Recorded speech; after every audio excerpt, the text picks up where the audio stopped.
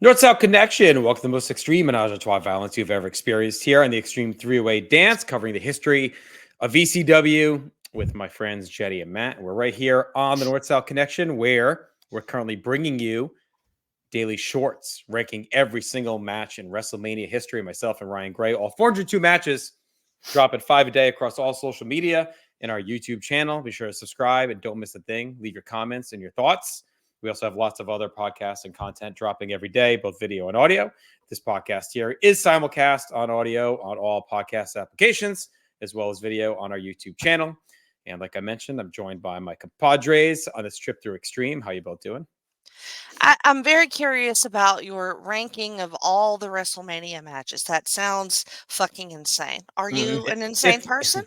It felt insane, but I'll be honest, it hasn't been as insane as I expected doing it. As we've gone through them, I think if I was doing like longer form of them, it would be a little weirder. But I think because they're just quick shorts, you get through them a lot quicker than you would think. So if you've ever wanted to know in under a minute or less my and Ryan thoughts on every WrestleMania match ever, this is your chance to do so. It's quite the project. I mean, like it's pretty amazing when you think about it. And look, check it out. It's awesome. That's a lot of matches. That's a lot of matches. It's very ambitious. Yeah. It broke. Him and I are both like ADHD obsessive to the extreme. It almost killed us for like about 3 weeks that there was 402 matches and not 400. Because 400 seems perfect, right? It was like perfect. Yeah, like 400 matches, WrestleMania 40. It was beautiful. And then you know what too we forgot that made it 402? Oh God, what? The two stupid cinematic matches from WrestleMania 36. Oh shit, no. Well, no, I don't think anybody would have blamed you if you would have left those. I know, but I mean, you could have cut out like fucking Uncle Elmer and Adrian Adonis too, or something, you know. But it's all right, 402. Because it makes 401 and 402 seem real bad, like that they're below the 400 line. So I guess that helps. But anyway, check it out. We're also hitting milestones here tonight. We are wrapping up another calendar year. We're going to be through 1998 on our show. We're going to start 1999. And once we start 99, we get 2 calendar years left of ECW, which is nuts to think about. And then we're done. It's going to be a fun ride to the finish. We've seen some lows, some highs, some crazy stuff. But tonight we're going to cover 4 weeks of television to close out 98, kick off 99, and get us to the doorstep of Guilty as Charged 1999, our next pay-per-view. So why don't we dive in December 19th? The graphic runs through some names: Steve Austin, Kane, Shawn Michaels, Hulk Hogan, The Rock, Goldberg. Joey says in 1998, none of those world champions in wrestling defended their titles in Tokyo until tonight when Shane Douglas defends the ECW world title in Korakuen Hall against FMW's Gedo. Joey narrates clips of the match via satellite from Tokyo. We see a flurry of quick reversals and pin covers from both, a crucifix from Douglas. We clip to Shane banging up his knee on a leapfrog. Gedo drop kicks it, works the knee, but Shane counters a figure 4 to a small package. Gedo stomps away, gets to figure 4, but Shane hangs on and reverses it. We go to a Shane abdominal stretch, getting leverage from Francine. Gedo breaks the hold and kicks away, then floats out of a suplex, takes Shane down by his knee. We clip to Gedo going up top and hitting a frog splash for 2. We then clip to Shane hitting the Fisherman's Buster to win and retain the title. And good little clips here. A big win for Shane and for ECW to knock off a name player in Japan. This seems like their annual time that they go over there. Usually is at the end of the year. That was the last couple of years. I feel like they've done that. I didn't grade this. Wasn't really a match or anything, Jenny. But what did you think of just the way we started here and showcasing Shane as a world traveling champion? I like that. I like them comparing Shane to all the other champions and their graphics without, Shane having to come out and say it himself. It's kind of helpful. But yeah, it looked like a good match. Kind of clipped up there, but I like Francine's involvement there when she trips him up, and the finish looked a little weak, but it's kind of what it is. It's fine. Do you guys like these Japanese shows, Maddie? Yeah, I liked I think it's interesting that they do it at the end, seemingly like JT said, at the end of every year. I think it's kind of an interesting way to wrap up, or one of the ways to wrap up the end of the year. And I think it's cool to see like all these guys in a different environment than you're used to, because the ECW arena crowd is always manic and nuts, and the Japanese crowds are always like super subdued and super quiet. So it's kind of interesting to see that like dichotomy between both. As for the match, I thought it was fine. It was, decent enough for what we saw. Looked like a very safe match for Shane, which is very Yeah. smart considering how he's been the last year. Let's not risk Shane getting hurt again before a pay-per-view. Let's, try and maybe keep him wrapped in bubble wrap for a little bit. So, but yeah, it looked pretty good for what it was. So, yeah, it's decent stuff here. Agreed. All right, we get our opening animation. We then get clips of the end of the November to Remember main event. Joey and the Nest says this is a special international edition of ECW TV from Japan. He plugs the pay-per-view where Sabu will challenge Shane Douglas for the world title. We get clips of the recent interactions between Douglas, Sabu, and Taz, leading to Sabu's neck injury. Joey is in the Nest, says we have a challenge for Japan where the Dudleys said they will go alone. No Dick, no Joel, no sign guy. And Fonzie said if RVD and Sabu don't win the tag team titles back in Japan, he would split up his team. Fonzie, RVD, and Sabu are backstage. Fonzie says they're hungry for the gold. He'll split the team if they don't win. He'll go back to Betty Ford. RVD calms Fonzie down, says he's going to be back to reclaim what Sabu lost, and as team captain or carrier of the team. Sabu gets mad, of course, says it's his Japanese translation issues, says RVD. RVD says Sabu is hurt. He'll bring the belts back for them, and Sabu only gets to wear his belt at the hotel right now, so he'll get him his own as well. Great RVD stuff as always here to set up the big match ahead. Any quick thoughts on that promo? RVD referred to Japan as Planet Asia, which is that just stoner speak? Like, I'm like, has anybody ever referred to that ever? Like, I don't get it. At least one person. Okay. I thought I was High Times stoner. magazine in the yeah, maybe. Yeah. But he was great here. They were all great here. Yeah, this was really fun stuff. RVD saying the Japanese translation was off when Sabu got all pissed off was fantastic. So, yeah, again, we say it every episode, more great stuff from this trio. All right, Joey talks about the big triple threat coming to Guilty as Charged. Jerry Lynn, Mikey Whipwreck, and Lance Storm brings us to a match from a recent show in Fort Lauderdale between Jerry Lynn and Fort Lauderdale, Mikey Whipwreck. You said that like me. Spending too much time with Keith. You can tell I'm sick. You can tell I'm sick when the accent starts coming out. Yeah. The match is from a recent show in Fort Lauderdale. We get a flurry of chops from both to get going. Lynn misses a charge to the corner, bangs down hard.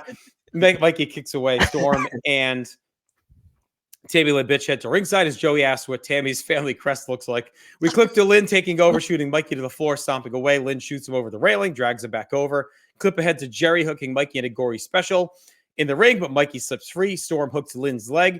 Mikey knocks Lynn outside where Storm slaps away. Lynn fires back, shoots Storm to the steel, but Mikey comes back out and bangs Lynn into the steel. Mikey comes over and high-fives Storm with a smirk. We clip back inside the ring where Lynn gets a head scissors and back elbow. Clip ahead to Mikey dodging a dive off the top, trying the whippersnapper, but Lynn counters to an inverted DDT. Clip to Lynn going up top, but Storm shoves him off. Mikey tries a suplex. Lynn blocks, but Mikey gets a whippersnapper for 2. We go to a series of reversals where Storm smacks Lynn with a chair. Mikey gets 2 on a roll-up, but Lynn kicks Mikey off into the chair. Storm says Mikey's a loser. He can't even win with his help. Lynn finishes with a bridging German and gets a pop. Storm is running his mouth, but Lynn smashes him with a baseball slide. Lynn comes off the top, but Tammy pulls Storm out of the way, and Storm slings Lynn into the stage. Storm brags about how he's better than both guys, and that's that. Matt, only clips, but it was fun from what we saw. Usual great pace and snap offense in these guys. Mikey looks kind of like a clown. Thinks Storm cares, but it's obvious Storm's just using him. Storm's red hot. His push is on fire. We'll see where this 3-way goes. I went 2.5 stars for the match from what we saw. Yeah, I'm right there with you. I went 2.5 on it too. Solid enough match to keep this angle going. It did make Mikey seem kind of naive here, which I thought was interesting. But I mean, like everybody and their mother knew that Storm was probably going to turn on Mikey. So, but I guess that plays into Mikey's character some more. But I mean, I really enjoyed this for what it was. So these guys obviously have great chemistry with one another, and Lynn's the type of guy you can work with damn near anybody. So I'd like to see the full match, but for what we got here, I went 2.5 on it. I mean, like, basically, those were my thoughts. Definitely love their chemistry, and they just have that thing that works. And a lot of good use of the railings in this match. A lot of people got fucked up on the railings, which I really like. Yeah, I mean, Mikey's not known for his smarts, I suppose. but he looked particularly dumb here, which I didn't really like that much. Yeah. But I did do 2 3/4 overall. Yeah, he definitely looks like very Sting-like here, and even Sting might have Oh, fallen for that's this a one. good comp. I don't know if Sting even would have fallen for this one. It was pretty bad. We get clips from last week where Justin Credible cost Tommy Dreamer a match with the FBI. We get clips then from Tanaka versus Credible from last week as well. Joey tells us Masato Tanaka will challenge Rob Van Dam at guilty as charged for the TV title. That should be Hell a banger. yeah. Let's go. We get clips of Credible berating Chastity from a week ago in that very uncomfortable scene in the hallway. Right. Joey's into the nest. He talks more about Tanaka. We see Tanaka versus Austin from Heat Wave. Obviously filling time on this end of year show here. Joey's into the nest. He talks about the big tag title challenge and the stakes. And that brings us to our match from Japan as the Dudley Boys defend their titles against Rob Van Dam and Sabu. This is, of course, from Tokyo. We clipped to the Dudleys working over Sabu's neck. They throw Bubba throwing a table in the ring. Sabu throws it at him. He no-sells it and throws it into Sabu. We clipped to Bubba no-selling a clothesline, hitting a Bubba bomb and a neck vice. We clipped to Sabu mounting a comeback. It's a slingshot Rana. Clip to RVD tagging in, cutting through Devon, getting some near falls. RVD gets a Rana. Then we clip to Devon landing a tough back elbow, slugging away. Devon gets a hanging neck breaker off the middle rope for 2. We clip to RVD hitting a somersault plancha to Bubba, and then to Sabu hitting a triple jump moonsault onto Devon for 2. Sabu's in pain as we clip to Bubba hitting a powerbomb and mocking him. We clip to RVD hitting a springboard plancha into the crowd. We get loud ECW chants. Clip to Bubba blocking a table throw from Sabu and firing it back at him. RVD comes in as a Van Daminator into a table. Sabu is clearly messed up. He's calling for help from RVD, who looks a little concerned. RVD and Sabu hit Rolling Thunder on the champions. We clip to Devon getting put on a table. Sabu, it's a slingshot leg drop. We clip to Devon powerbombing RVD and Bubba superplexing Sabu. Devon gets 2 on a big splash. We then clip to RVD hitting the frog splash on Bubba, but Devon saves. We clip to the Dudleys hitting a double team neck breaker on RVD. Bubba gets a salto on RVD. Sabu comes in. He smacks Bubba with a table shard and again no sells and smacks Sabu back with it. We then clip to a very stiff Van Daminator on Bubba, and Sabu and RVD both cover to win the titles and stay a team. This was kind of a weird match. I thought Bubba no-selling everything was odd. I guess Sabu's stuff looking weak because of the injury. So I guess that explains a little bit with RVD kind of carrying him. The crowd was digging it, and the match was fun. And the finish was good, too, as our super team is still a unit. And the Dudleys, it's whatever. They just drop the titles whenever. It doesn't seem to matter. They kind of stay hot. So I went 3 stars, Jenny, but I feel like this is one that would have been, I feel like we say this for everything, but really played up well in Queens or Philly. The Japanese crowd was good, but I just feel like with the angle and the way they were trying to tell the story, it was just weird seeing Bubba just like no sell everything. And then also we clipped to a Van Daminator and we're done. So I think the clipping didn't help. Yes. We almost would have been better off not seeing this match and just seeing the end. If they said, hey, we have breaking news of what just happened in Japan. Let's show you the finish. That might have been better. I think the way they went about it just made the match look weird. This is that was my exact note was and like 3 stars. I don't know if I said it, but that's right. Yeah. So like we've just over time we've just kind of become accustomed to the clipping, and we go like, look, I extrapolated 3 stars out of that match or whatever. And extrapolation. Yeah, and then but this one it actively hurt it because every time I would get into it, they would clip. And then they would clip. And then they would so I was like edging the whole match, right? And I'm like, okay. And then the Japanese crowd I thought was a little bit more lively than I actually anticipated. I love the photographers everywhere. That's like, I don't know why I really like that. I always pop for all the photographers, but I mean, Sabu was still Sabu. I mean, I don't know how diminished he looked, but it was just all the clipping that I feel like it took away sort of that ability to get a flow of the match. But the Van Daminator, I always pop for that. There was a lot of 6 spots, and as you would expect from a match like this. So I did 3 1/4 stars, Matt.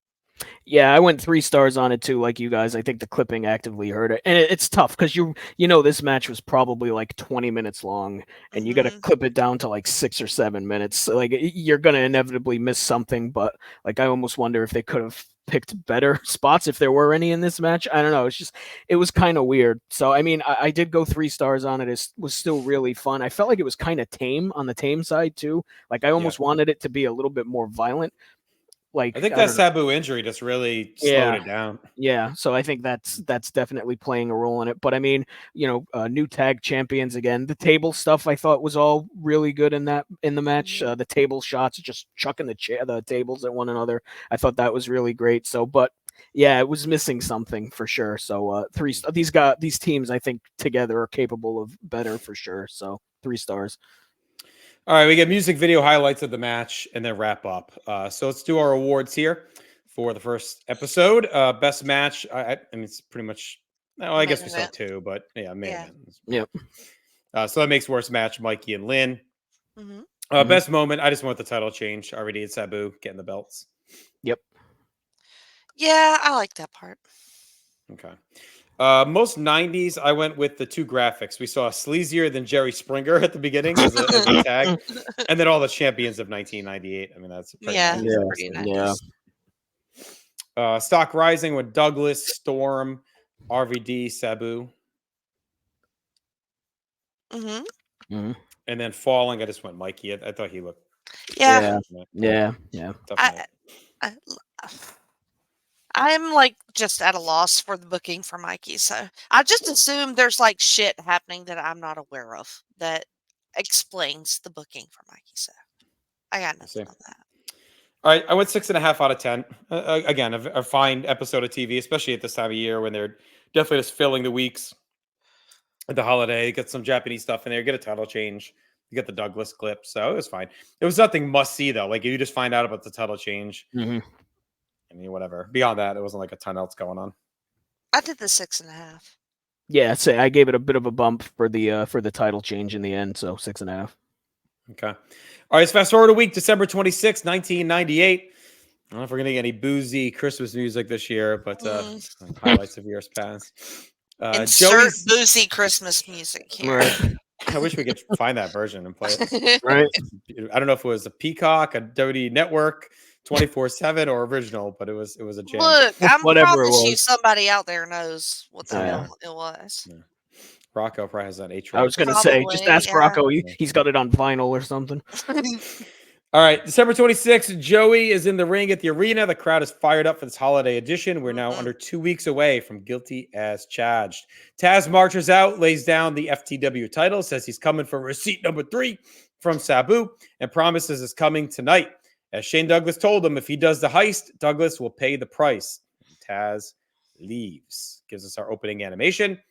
And then we head right back to the ring with Justin Credible and his crew are heading out. Jason is arguing with Chastity in front of a random female fan that Jason also seemed to be talking to. Chastity's back in her baggy grunge clothes. Joey notes that Credible will face Tommy Dreamer in a Stairway to Hell match at Guilty as Charged. Chastity rips off her baggy clothes, reveals a dress. Her and Credible argue, and he throws her out. Chastity argues with the fan. She jumps the railing, gets to the ring. We get a cat fight. Credible and Jason pull them apart. Joey thinks Credible knows the mystery woman by the way he's acting.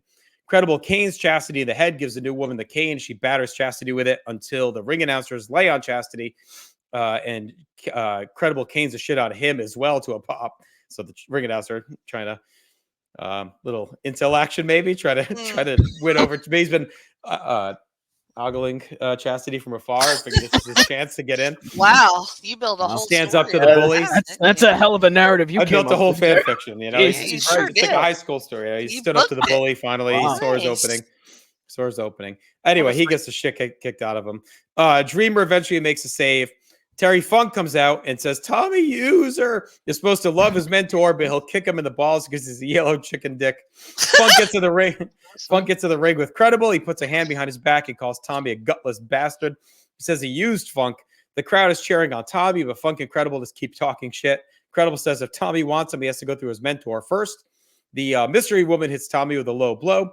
Credible and Funk then kick the shit out of him. Funk says Credible is his new protege. Tommy grabs Funk's hand, but Credible and Funk beat him down some more, hitting That's Incredible.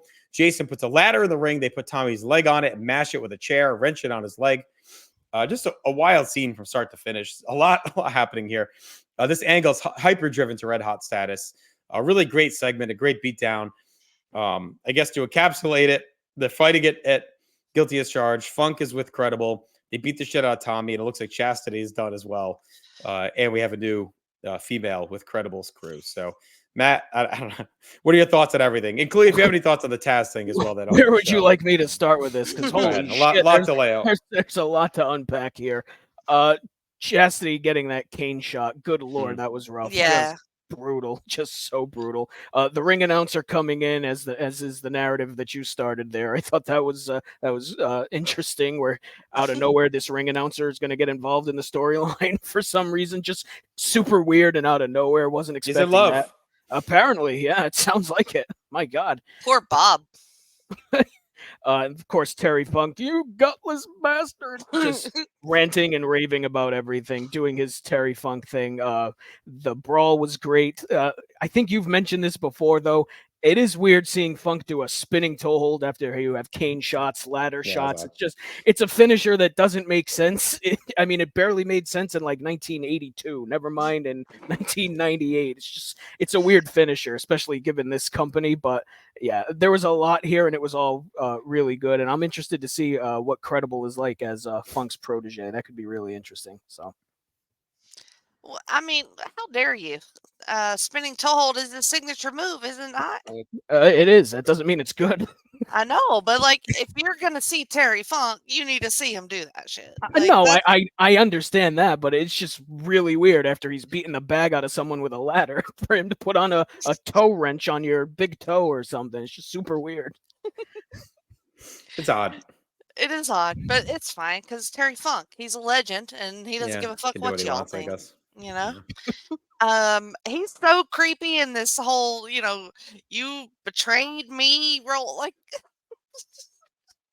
it's like I feel almost sympathetic towards him, right? Like I feel like he's a little touched and he's a little old and he doesn't understand the situation, so he's healing it up so hard. But I just kind of feel bad for him the whole time. CTE before CTE. Right? Yeah.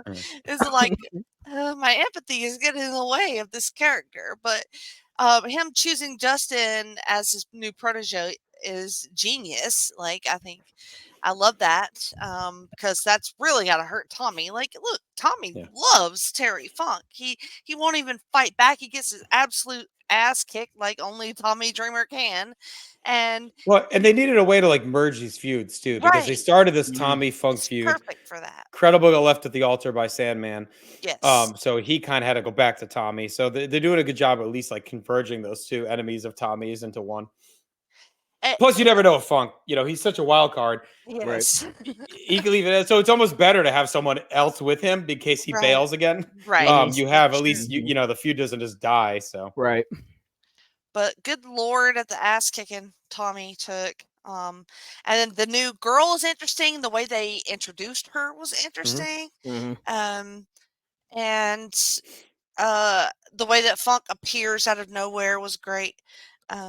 Like the ghost of himself. But yeah, this is pretty good shit. Like, I struggle. Open for sure. I struggle with Justin Credible, because usually I'm a heel person, but with him, I feel like I don't like him in the way I would normally like a heel, but I can appreciate what he's doing as a heel. But I'm not on his side the way I normally would be. Mm-hmm. So it's like a buffer for me with him. Anyway. Yeah, I don't know. He's he's a guy that's punching above his weight for sure. They've hyper pushed him. But he keeps delivering. He does. Doing it well, and it keeps stringing me along. But I still I'll give him credit. Disconnect with him. Well, I give him credit. He's not in any way trying to be a cool vibing heel. He's just a shit. No, he's an asshole. And normally I respond to that very positively. So that's why I'm struggling a little bit. All right, Joey's in the nest. He hypes up the rest of the show, including tonight's main event, what it means for the company to have Sabu and Taz wrestle again. Joey talks about being here for the classics, like the Dean Malenko, Eddie Guerrero match, Rey Mysterio, Psychosis, and it happened again tonight with two men making the debuts after feuding in Japan. And that brings us to our next match, one that we all need to get comfortable with because we're going to be seeing it quite a bit. Maybe not this match in particular. Definitely these guys, though, are going to be stalwarts for a bit. And that is Yoshihiro Tajiri taking on Antifaz del Norte. We ease in with Tajiri working the arm. Antifaz works free, leading to a quick series and a standoff. Clipped Antifaz landing on a stiff kick to the back. Tajiri kicks right back at him, nails a stiff-seated drop kick. Tajiri blocks a punch with a kick. It's a high cross body. Tajiri hits a handspring back elbow to a pop. Antifaz bails out. We clip to a perfect Asai moonsault from Tajiri, and the crowd is rocking. Joey says you can see a star being born, and we have two of them right here. Tajiri lands a nasty kick to the head, hooks a tarantula. Excuse me. Antifaz works free, but Tajiri kicks him down, hooks a camel clutch. We clip to Tajiri missing a moonsault. Antifaz gets two on a La Magistral. We clip to Antifaz blocking a monkey flip with a stomp and chomping away. Hits a corkscrew plancha. Then we clip to Tajiri countering a tornado DDT. Stomps hard on Antifaz's head. Antifaz blocks a Rana with a stiff power bomb. It's a slingshot corkscrew splash for two. He spikes Tajiri, hits a top rope elbow for two. Tajiri gets caught up top. They trade slaps until Antifaz gets a top rope Rana. Clip to Tajiri getting a sunset flip into a rolling leg slip for two. Tajiri hits a brainbuster for two, follows the dragon suplex into a bridge to pick up the win in a fucking fantastic match. An all-time ECW and wrestling future star on display in Tajiri, who looked fantastic. Antifaz was great too, but it's Tajiri that showed the insane charisma, snap offense, super smooth and fluid, connected right off the bat. Both these guys are going to be big additions. Tajiri, clearly, though, the one to look out for as a star, Jenny. I went 3 3/4. This is as good as a debut as you could have in a match like this on TV. Even with the clipping was fantastic. Yeah. Oh, God. The clipping I wanted to just fucking murder during this match, but God damn, that was fucking awesome. Like, I did 3 3/4 too. He was just, Tajiri was it. Like, he's on fire. Crowd automatically loves this person.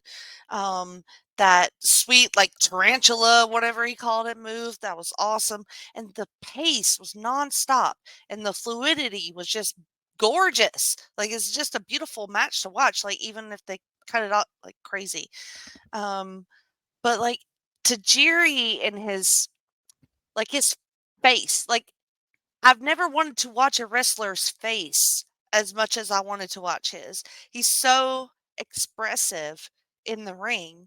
And it's just such an automatic connection with this guy. So, I mean, I wish it wasn't clipped up. I love the dragon suplex with the bridge to get the pin.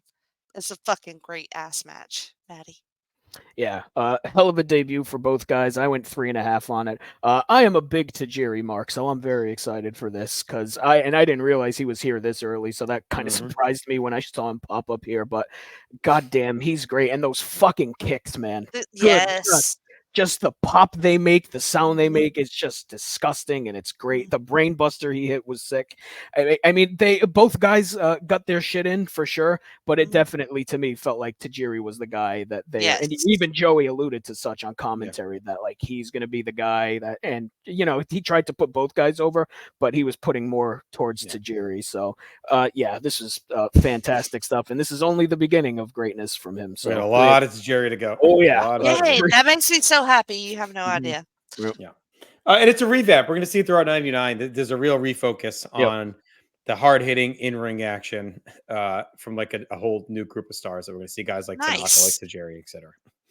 All right. So Joey's in the nest, talks about what we just saw, hypes what's still yet to come on a very loaded episode of TV. RVD and Fonzie are backstage. RVD brags a bit. Joey's in the nest. He says a veteran has popped by the arena for a visit. And Stephen Prazak is backstage with Robert Gibson of the Rock and Roll Express. Danny Doring and Roadkill interrupt. We have an awkward back and forth. Gibson asks Doring if he wants an autograph. Doring keeps stammering. He says Ricky and Robert double teamed his mom at a Hardee's and that Gibson is his dad. He thought it could be either one, but he's pretty sure it's Robert, and he hugs him. Why is he pretty sure it's Robert? Well, we'll talk about it in a second because Joey in the nest says he's going to try and cover this with a straight face. He recaps what we just saw, that Doring believes Gibson is dad because the Rock and Roll Express double teamed his mom, and Gibson's hair is not blonde, like Doring's is not blonde, so he must be the father. I mean, it's flawless logic. It makes as much sense as anything else. It's right there As with Lauren much as Boebert and Stan Lane for sure. right, No. as much as Doring is capable of, I would guess. But this was kind of fucking hilarious, and I Oh loved yeah, it. I, Very It random. was. I was 5 stars. yeah, I Very was not random. expecting Robert Gibson to show up out of nowhere, and then they make fun. They have a line about the fucking Rock and Roll Express double teaming someone's mom in a fast food restaurant. 100% that happened. I'm sure right? that's true. Like Robert Oh, probably didn't deny it. absolutely. There's no. There's He no probably doubt Robert about might it. have thought it was a shoot. He might have thought it was real. He's probably like, "Oh fuck, Yeah, this he's guy like, knows really? his dad." How I might be many his young dad. men have come up to him and claimed to be his son? Over the yeah. years. I bet it still happens. If I had $1, Oh, we saw him in Nashville. Was that him? Was it? we did. It was him, Oh, right? I think it was Gibson. I don't think it was I'm Morton. pretty I think it was sure with Gibson. It was Gibson yeah. with the eye. Yeah. Yeah.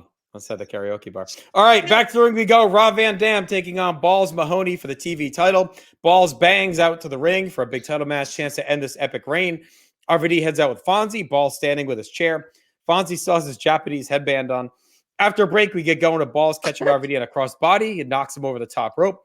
Balls bounces to the floor, hammers away at the champ, shoots him into the railing. Balls pops RVD with a soda can, but RVD punches back at him. Balls gets twisted around and shot into the steel. RVD dumps Balls into the crowd. Follows out the springboard moonsault. RVD goes up top and flies into Balls in the crowd with a somersault plancha in an insane spot. Back inside, RVD slams Balls and follows with a frog splash for 2. Balls mashes RVD with a clothesline, slams, and the Balls evacuates the top rope with a frog splash of his own for 2, which looked great. Balls gets deep into RVD with a stomp and punch and a hard splash. Fonzie tosses a chair to RVD, who tosses the Balls. Balls ducks a Van Daminator. The ref gets wiped out and seemingly has his nose broken. He gets whacked hard. Mm-hmm. Balls nails RVD with a lariat, tries to wake up the ref. RVD grabs a chair. Balls kicks it through the champion, grabs the chair, puts RVD on it, goes to the middle rope, misses a leg drop. RVD misses a corkscrew leg drop. Balls buries RVD on the chair with a pile driver. The ref is slow to count. Balls bitches at the bleeding ref as RVD hits a top rope sidekick into the chair for 2. Balls recovers with the Nutcracker Sweep, but is slow to cover and only gets 2. Balls swings the chair. RVD ducks, but then Balls ducks a Van Daminator, crushes RVD with a chair and a nasty shot. Fonzie saves by throwing a chair at Balls. RVD recovers. It's a Van Daminator and frog splash on the chair for the win in a very good TV match. RVD is fantastic. Balls really brought the heat. A blend of hard-hitting action and violence. Sick chair shot. RVD's fun reign keeps rolling. Balls comes close, but couldn't finish. The ending was good as Fonzie needed to help and keeps Balls strong. RVD gets a kill shot as well. Matt, I really enjoyed this. 3.5. It surprised me. I wasn't expecting much when Balls rolled out there, but ended up being pretty good. When Balls rolled out there, huh? Yeah, I went 3.5 too. Super fun match. I have to point out there was a guy in the crowd wearing a legalized crack shirt, which stuck out to me like a sore thumb. So typical ECW fan. Where can one buy that shirt? He asked for a friend. I mean, Gibson is there. Maybe it was him wearing it. I mean, but yeah, just a super fun match. RVD hitting all his signature offense. Balls doing the frog splash off the top rope, sort of like RVD.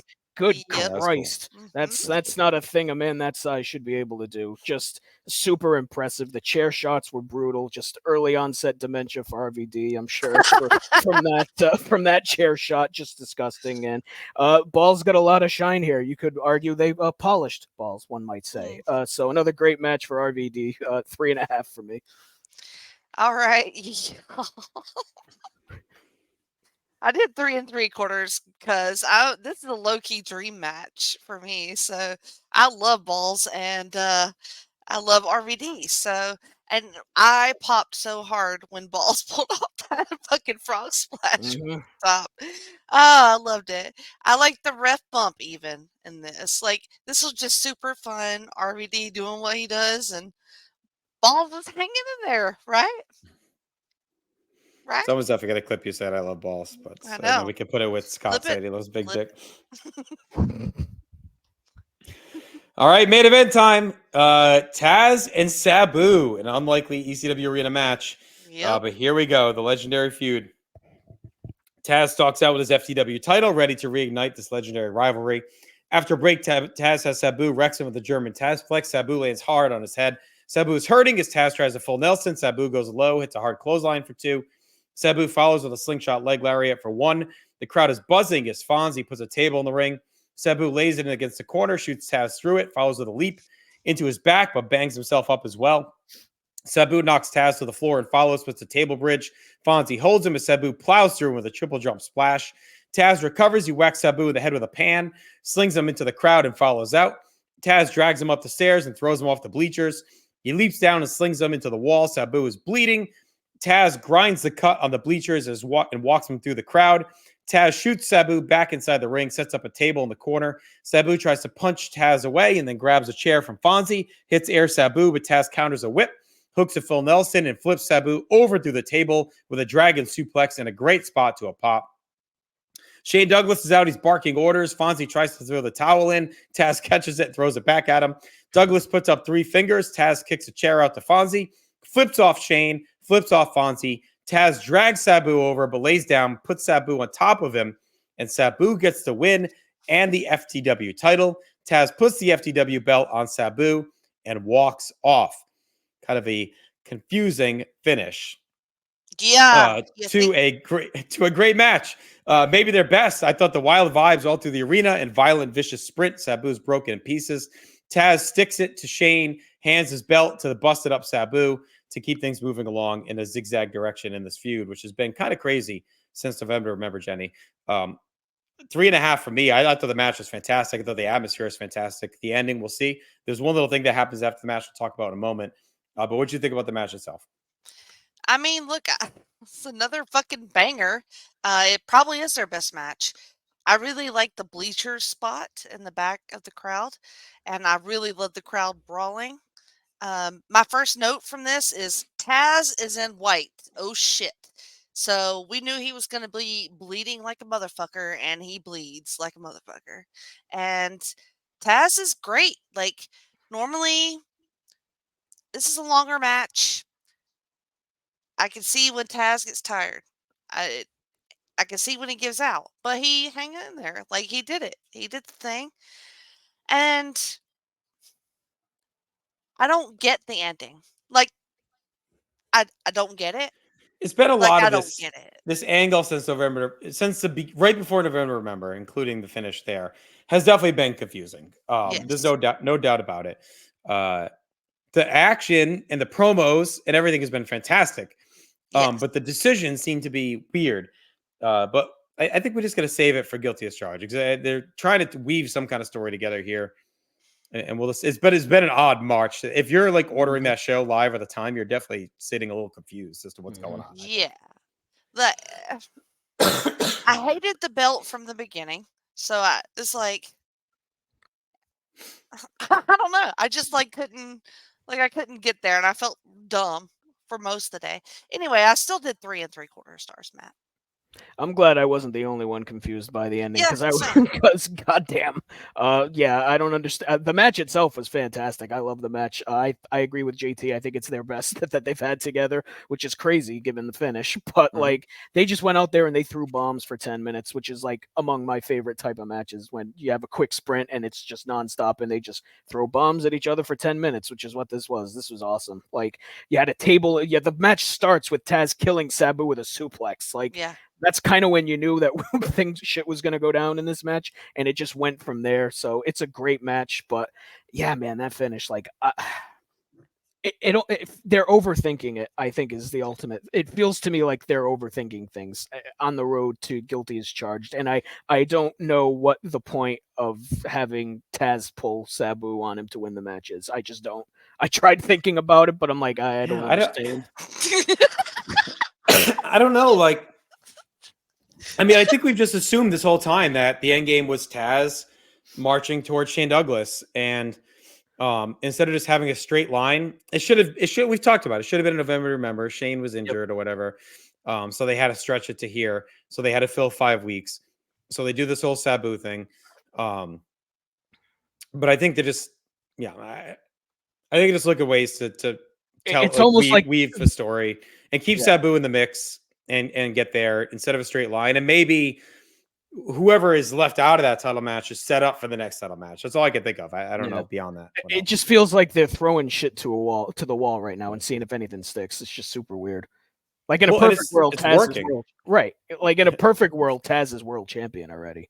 But, right. Yeah. So Steve Prazak is in the garage. He tries to talk to Taz. Taz just says Sabu's a hell of a wrestler, and that he always picks his spots, as he always says he does. Taz did the heist. Shane paid the price. Taz speeds off and go back to the ring. Sabu is getting loaded onto a stretcher. RVD's knocked out as well. We get replays of what happened as Joey tries to figure it out. All right. This is our final episode of 98. Let's do our awards. Best match for me on a pretty loaded show was Tajiri and Antifaz del Norte. I mean, I had 3 matches that were the same grade. I'm going to go RVD and balls. Yeah, it's close, but I ended up going Sabu Taz. Tells you how great they all were. Interesting. Yeah, we all chose something different. We never do that. Worst match, I went RVD balls, even though I loved it too. Yeah. I mean, a worst match is a 3.5, so it tells you how Right. stacked up this card I'm is. going to do Taz Sabu. Best moment, I went Funk Incredible destroying Dreamer. I mean, you almost forget it happened. The match, Right. But... It's either that or telling Robert Gibson he has illegitimate children. Oh, shit. That might be it. Yeah, I'm going with that. All right, most 90s, I went with Antifaz del Norte, as well as the sign in the crowd that said bacon, 99 cents a pound. I don't know why, but it felt very 90s. I went with Stephen Prazak looking like Vince Russo on heroin. Oh, wow. Why is Del Norte 90s? I don't know. It just feels like a relic from 99. Like I don't know if he lasts. You just made it up. I got it. Norte actually feels stands 99. Norte actually stands for 90s. It's a little known. Yeah, Antifaz del Norte. This feels very 99. Yeah. Antipasto del Norte. That's what I said in my head all day was Antipasto. Ron Renzi style. All right, Stock Rising. Terry Funk, just incredible. Tajiri, RVD, Mahoney, Taz, Sabu. Like all of them were fantastic. Everybody. Right. Yeah. Everybody. Yeah. The only down I had was Chastity and Doring. I mean, Doring looked like a dope, but yeah. He was just trying to find his father. I mean, that's true. Poor Chastity. All right. I thought this was a fantastic episode. It caught me off guard because these year-end ones are usually kind of a throwaway. So I was surprised to have like this loaded one thrown out, 10 days or whatever before the pay-per-view pretty much. I went 9.5 out of 10, which I think is one of the highest scores I've given in probably forever. Maybe since the heyday of the WWF, ECW feud in 97. I don't know if we had anything this high all through 98. It brings us back, Jenny, to some of the real high ones like in 95, 96. With like all the real high level Raven stuff that we saw. I don't know. It may be a 10. I don't know what stopped me, but it feels like maybe the finish being confusing. But to me, it's about as perfect of a 1 hour TV show as you can get. Isn't that weird though that we're having this rando like 9.5 out of 10 like episode and something that we all seem pretty lukewarm about? Well, it's like 45 minutes. It has 3 fantastic matches, right. a great angle, a big angle at the end, like no wasted time. I mean, it was fantastic. So yeah, I mean, we may not be like super hot on the angle, but I think the execution of it was good. It's just kind of the long-term story is kind of. All right. I'll do the 9.5. Yeah, I mean, I went 9 on it. It's probably, I don't think we had anything that high in 98. I mean, the only one I could think of that comes close as far as what I've watched is the episode that had the Dreamer Raven loser leaves town match on it. That was like a 9.5 for me, so pretty close to that. Yeah, I mean, it's a great episode for sure. It's worth pulling up on the network. And very out of nowhere. Yes, completely. All right, let's move ahead to 1999. It's a party. Let's like party. It's 1999. January 2nd, we open with Terry Funk walking to the ring in Queens to berate Tommy Dreamer. He's laid out next to a ladder. Credible is also out there. His crew is around. Funk keeps calling Tommy a yellow chicken dick. He asks if he saved him for the last dance. Funk slaps Tommy around, but Tommy won't fight back. Funk gets a chair and sits in it. Says he'll sit there until Tommy gives him a halfway decent fight. Funk slaps the shit out of Tommy, calls him disrespectful, and spikes him into the chair as Joey's begging him to defend himself. And then we get our opening animation. Any quick thoughts on that segment? It's kind of hard to watch a little bit, like I said, with my weird Terry Funk feelings. poor. It's a hard spot for Tommy. Like, I get it. I get why he doesn't want to fight back, but I'm tired of getting him seeing him get his ass beat. So there's that. Yeah, I feel like we're getting close to the point where Dreamer's going to start fighting back because Yeah. This 55-year-old man or however old he is just keeping on stomping him and beating his ass. Like, it's not a great look for Tommy. So, and I know he's bulletproof, but at some point he's going to fight back here. Mm-hmm. All right. Let's go ahead and continue on. Joey's in the ring. The crowd is molten hot as he welcomes us at 1999. He has a special announcement. This is the first show to be seen in New York City as ECW is back on MSG Network. This gets a huge pop. It allowed MSG chant. Joey says, we're 1 week away from guilty as charged, but we have a problem. There is no challenger for Shane Douglas. Douglas, if Francine head to the ring, Shane says he told the fans here last time Sabu wouldn't make it to January 10th, and he's guilty of being a shoot and has been the greatest world champion in the sport in the last 5 years. He hoisted a dead industry and brought it back by being the greatest and having a plan every time he walks the aisle. He said Sabu wouldn't make it. He enlisted the help of Taz, and he wants him out here now because he has a lot to give Taz for delivering and taking Sabu off his ass for guilty as charged. Taz steps in the ring, and Shane says he has a lot of cash, a dress full of gash, and the triple threat that kicks ass, and Taz can name his price. Shane hugs Taz, but Taz doesn't hug him back. Taz says he doesn't need Shane's money or his rat because they're a dime a dozen on 42nd Street. And he doesn't need the triple threat because it's dead. He did the heist, and the price will be a world title match at the pay-per-view. Taz tells Shane to expect no mercy, and he is the next world champion. The plan is paid off, and Taz is marching toward the title. Shane is in the soup. He stomps around the ring angrily. Jenny, does this help you with the story at all? I mean, it killed 5 weeks of TV. Taz had an elaborate plan to wipe out Sabu and steal his title shot, and he's done that by marching Shane into a corner, using Shane's fear of Sabu against him. I think it at least makes the story make sense by this point, heading into the pay-per-view. And we're back to Taz and Shane where he would have been anyway. Yeah, I mean, yeah. Admittedly, I was very distracted by Francine during the segment. Because she's like a top 5 look for her that I've seen of her. It was quite incredible. So anyway, when I looked at Taz every now and then, some of what he said was making sense, but I just don't believe Taz to be a mastermind in any way. Like, Taz's plans paid off. Like, okay, I don't know. It,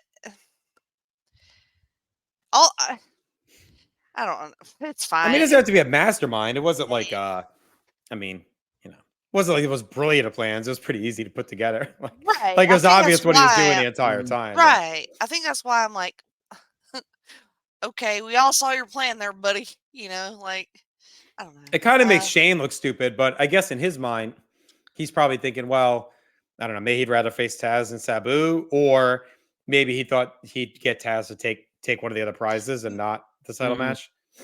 Maybe legitimately he thought Taz might cave. I don't know. Because he keeps saying he's got the FTW title, so maybe he's thinking he's got what he wants anyway. Right. Yeah. That's what I'm saying. That's it.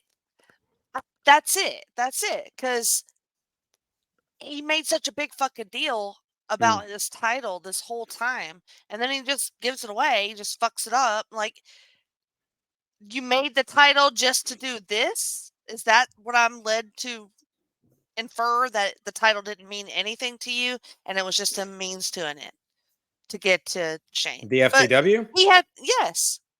Yeah, it could have been a way to bait Shane in, right? Make him think he doesn't care. He's got his own title. I don't know. Yeah. That seems like I'm reaching a bit.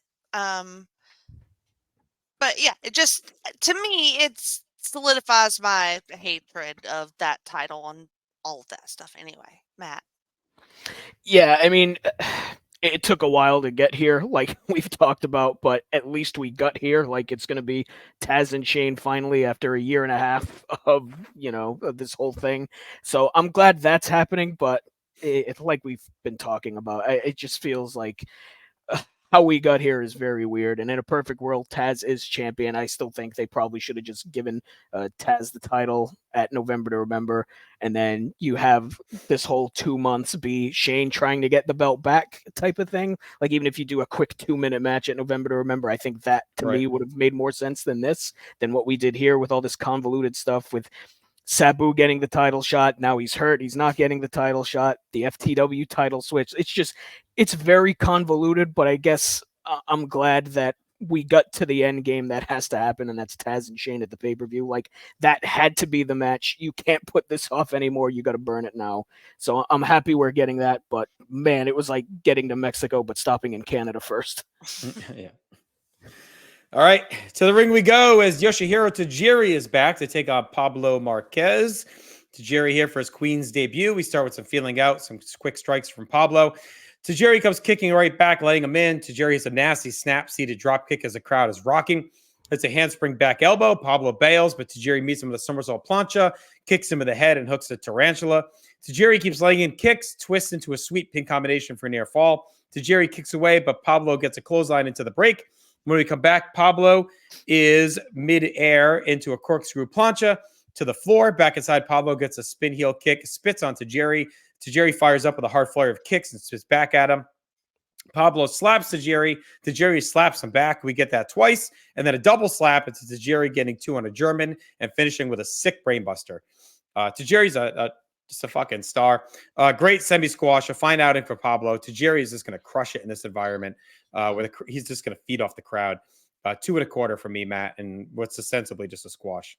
Yeah, I mean, it's a squash, but it's a damn good one. I went 2.5 on it. Tajiri just kicks the shit out of poor Pablo. Good Lord. Just all the kicks in the corner. Just good God. Like, at one point, Marquez spits on Tajiri, and then he got like kicked in the face for it. Like, just God, Tajiri's fucking awesome. The brain buster's sick and brutal. So great showcase for Tajiri here. And yeah, we're in for great things with Tajiri. So 2.5.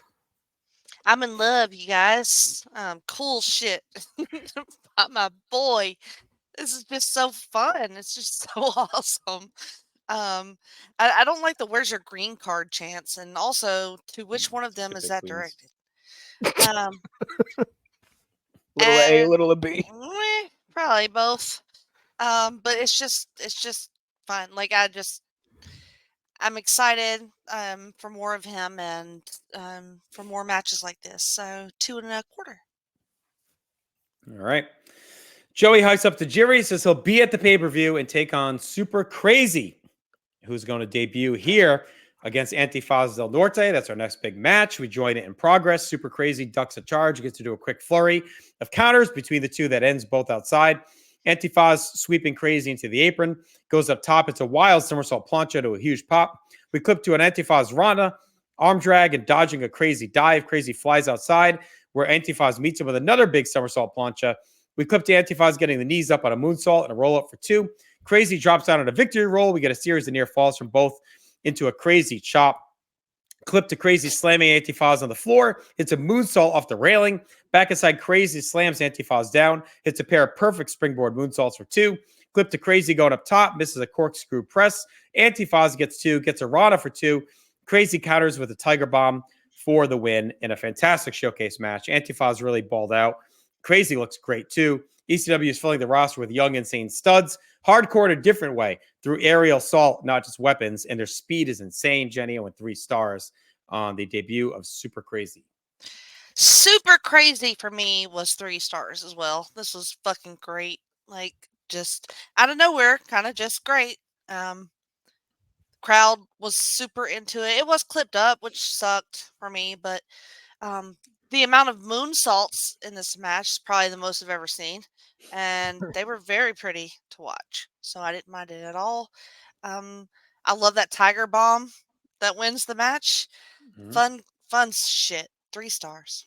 Yeah, I'm at 3 stars too. Another really fun showcase here. Super Crazy looked awesome. There was one move Antifaz hit where he dives over the ring post to the floor. That was like, oh boy, if that ended bad, that would have ended really bad. Holy shit. Especially in that building where there's not a lot of room. Like, good Lord. That was one of my notes. Was I was noticing that they seemed very aware of how confined it was Right. along the sides there, because I could see them pull some of those dives and some of those flying moves to where they hit it perfectly, which is amazing. Yep. Yeah, so it's super impressive in that environment too, like you were mentioning. So just more moonsaults per capita than there's ever been in a match, like you said. So just awesome stuff. I'm so glad Super Crazy is here too, because he's another one of my favorites. So 3 stars for me. Yeah, this mid card's really loading up for sure. All right, we get clips of Taz breaking Sabu's neck a week ago, knocked him out of the pay-per-view. Joey hypes up the mention that. I by know. the way, We didn't. Sabu broke his neck. Okay, again. Yada yada. Today that ends in Y for Sabu. Yeah. Just like Sabu every other fucking Friday night. Neck broken. So Taz. Great. He runs down the guilty as charged card. Taz versus Shane Douglas for the world title is now official. Tommy Dreamer, Just Incredible, and a Stairway to Hell. Lance Storm versus Jerry Lynn versus a mystery man because Paul Heyman has rescinded Mikey Whipwreck's invitation. More on that. I'm sorry, I guess. what? Yoshihiro Tajiri versus Super Crazy. Rob Van Dam versus Masato Tanaka for the TV title. Well, let's get into Mikey in a bit. All right, we head to the ring as Rob Van Dam takes on Skull Von Krush, the new talent. The coolest name ever. It's the coolest name I've ever heard. The best part too is he was a jobber on like WWF TV with that same name. It was I think he uses Von Krush. I don't know if he used Skull. He might have a couple times, but big Northeast guy, of course, will eventually be known as Vito. The new talent pouring in. Skull and Wright are in the ring. Mr. Wright, of course, as RVD marches out. He gloms on every jobber. RVD marches out to a pop with Fonzie. His arm cast keeps getting bigger and more hysterical. RVD corrects the ring announcer. He says he is 3/4 of the tag team champions, not half. What a king. Skull spits at RVD as he's stretching. RVD smirks. We get going with some chain work. Ends in a standoff. Joey says Skull's a serious threat. Should be treated as such. RVD's checking his heart rate. Says he's not even blown up yet as we go to break. After the break, Skull shoots RVD to the railing. RVD dips him to the crowd. They slug away. RVD kicks him. Springs into a Van Daminator. Skull holds up a chair. Fonzie chases away Mr. Wright. RVD hits a springboard cross body off the railing. Back inside, Skull crotches RVD on the railing. Fonzie slaps Skull to distract him, allowing RVD to hit a Rana. Stomps away. It's a nice standing drop kick. Skull crotches RVD, follows, and hits a super sidewalk slam. Skull hits a top rope elbow for 2. He's swarming over the champ and stomping and clawing. RVD comes back with a snap power slam and corkscrew leg drop for 2. Slams Skull, hits a rolling thunder for a near fall while chirping to the camera. RVD grabs a chair from Fonzie, but Mr. Wright yanks it away, throws it to Skull. RVD trips up Skull. He falls on the chair. Fonzie beats the shit out of Mr. Wright as RVD mashes Skull with the 5-star frog splash. Skull recovers, smacks RVD with the chair, heads up top, but Fonzie ties him up. RVD pounces, crotches Skull on the top rope, and it's a super Van Daminator for the win. In a usual RVD spotlight, but Skull was game. He was actually presented pretty strong, kicking out a frog splash. RVD is super ungodly over right now, though. His vibe and confidence through the roof. Maybe as cocky and confident as a wrestler has ever been right now during the stretch. Matt, I went 2 3/4. I thought Skull was a unlikely little frisky challenger for Mr. Van Dam. Yeah, out of nowhere, we get a Skull Von Krush match. He looked kind of like a Mamaluke to me. I don't know about you. That was a WCW joke. So this is super interesting. He got a lot of shine in this match, which was very surprising that this random guy who shows up out of nowhere just, all right, he's going to go toe to toe with RVD for 10 minutes. All right, let's do that. But I mean, he held his own. And look, RVD is unbelievable at this point. So you could put him in there with me and get like a 2.5-star match. So, like, he's just on fire right now. He got a decent amount of shine. Skull Von Sues. My God. How dare you? How dare you? I'll never be able to not hear that now. My day. So, yeah, I can't believe Lance Wright is still a thing in 1999. But this motherfucker's been glomming on to everybody since 97. Everybody. And now he's here with Skull Von Krush. So, but yeah, super fun match for what it was. 2 3/4 for me, Jenny. Well, we say Von Krush like that. Von Krush. Because he's Russian, you see, I think. I'm sorry, my southern brain said Von I think Krush. I think it's German. So, I think it's German. German, one of those European things. I love this match. Like, I almost went 3 stars, and then I was like, "All right, girl, just calm down a little bit." But the spitting spot was gross, and then RVD spit on him back, which was great. And then I had that same note. RVD wrestles so cocky, like, and I'm used to that, but there was some sort of other level of cockiness in this match, and it just fits, like it just works, and it's wonderful and fascinating. Like I just love this match so much, and I couldn't believe it. Like Mr. Right trying to be cute in there and just ate the fuck out of that 5-star. Oh, that was so great. So I love this 2 3/4 stars. All right. Joey plugs the pay-per-view, runs down the card yet again. Lance Storm and Tammy Lynn Bitch hit the ring. They're all smiles. Crowd is all over both of them. Storm plays it up, waiting and waiting before finally speaking. He says ECW has guilty as charged coming up, and he's scheduled for a 3-way dance. But the problem is he doesn't have any competition. Jerry Lynn is home with a list of injuries the length of his arm. And Lynn insists he'll be there, but Lynn couldn't beat Storm when he's healthy, let alone with a cracked pelvis, sprained ankle, likely having arthritis and osteoporosis due to his age as well. Storm will beat him as always. And if Mikey Whipwreck didn't sell out, he just realized he couldn't beat Storm, so he packed it up and went to a place where the only competition as good as him is getting buried for not signing contracts. He knows there's nobody that could beat him, but maybe between now and guilty as charged, someone will find the courage. Highway to Hell fires up. Out comes Spike Dudley, hits a low blow at an acid drop, and beats Storm. Spike kisses Dawn and marches around laughing. You know my thoughts on Spike beating these guys. I mean, I guess Storm is so well protected, whatever, but he never loses. Like this, like we're trying to protect him so much. Whatever. Joey says Spike will take Mikey's spot. That's meh. He's in the nest, types of guilty as charged, which clearly he's going to have some shakeups going on because this card, whatever reason, there's all kinds of shit happening. Mikey Whipwreck is gone on his way to WCW, took the money. Can't blame him. Well, we had a good run, you guys. He did. I mean, he hung on for. You're gone too? All right. Yeah, I'm out. Yeah. All right. Bye. You go, Grooney, and do a WCW 99 podcast. I didn't even get a goodbye. I didn't get a shit. I got a fucked up match where he looked like a loser.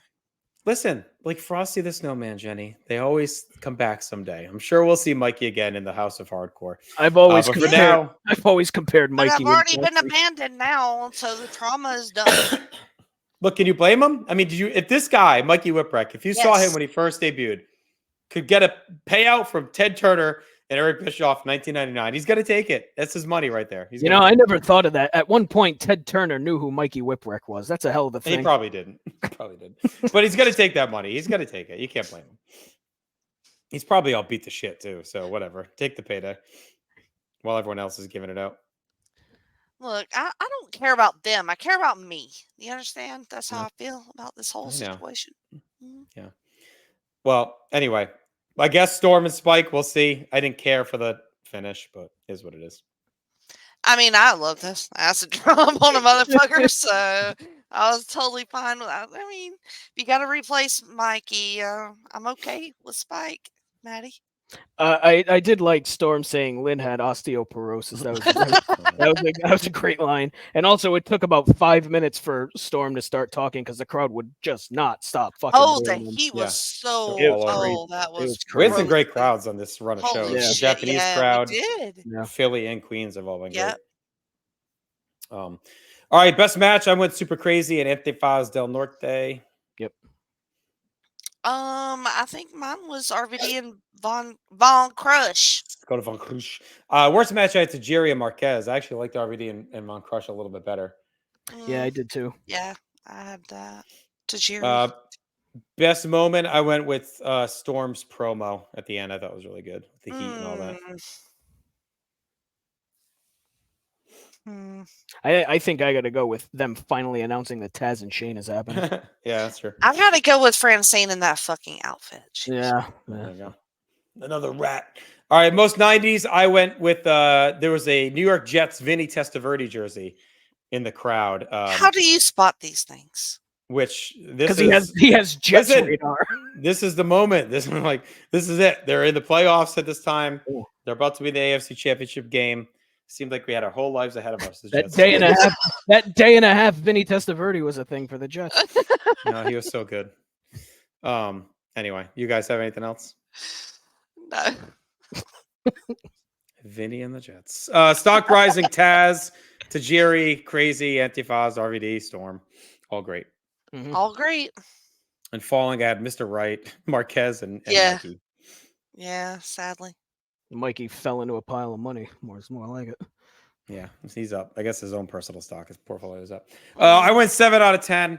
A very good episode again. We had some good in-ring stuff, a couple big angles, good promo, hot crowd.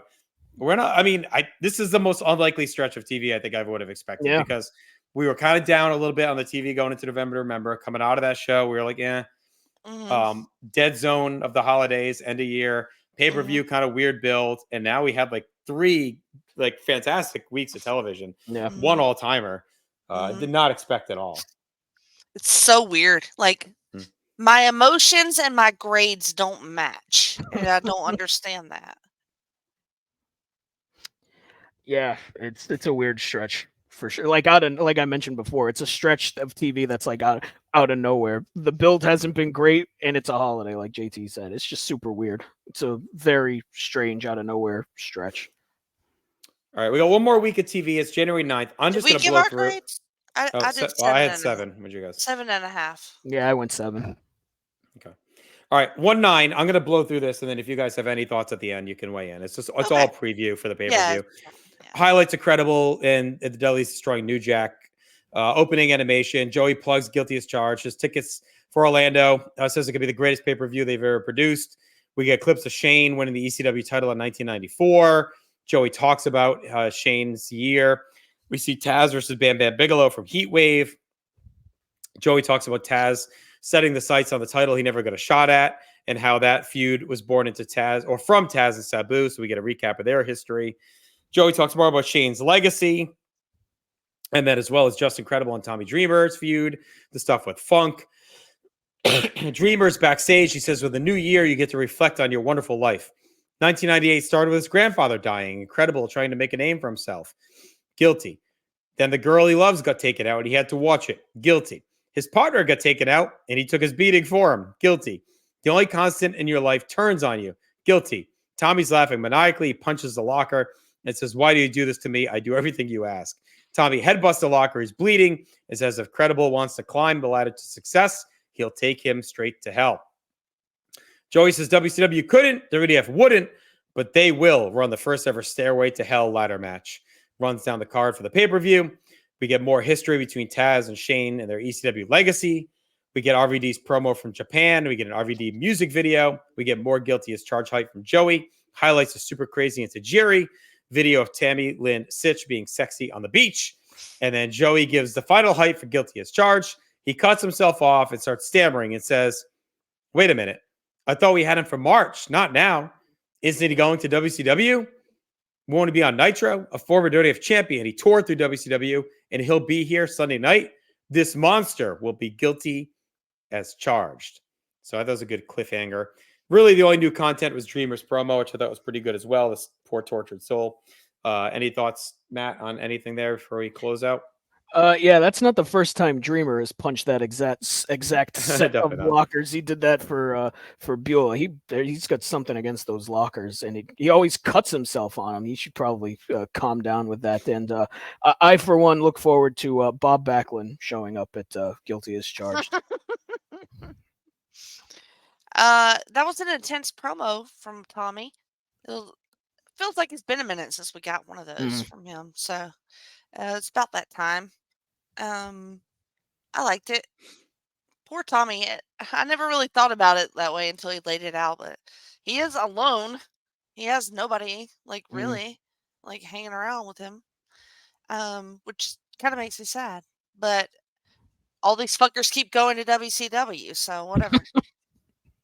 It was good to see some of these old matches, Bam Bam and Taz, some of the older stuff.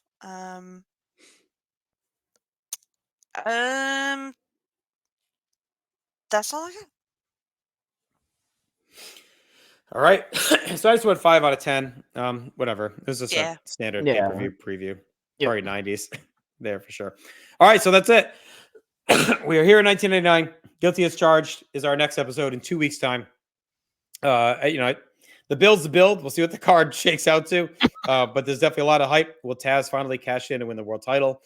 Who is Joey hyping? We'll find that out. And be sure to stick with us. Leave your comments and your thoughts as well. Thanks for watching. Be sure to subscribe and check out everything at NorthSouthConnection.com and all of us on social media as well. Talk to you in 2 weeks. Stay extreme, where you'll be guilty as charged.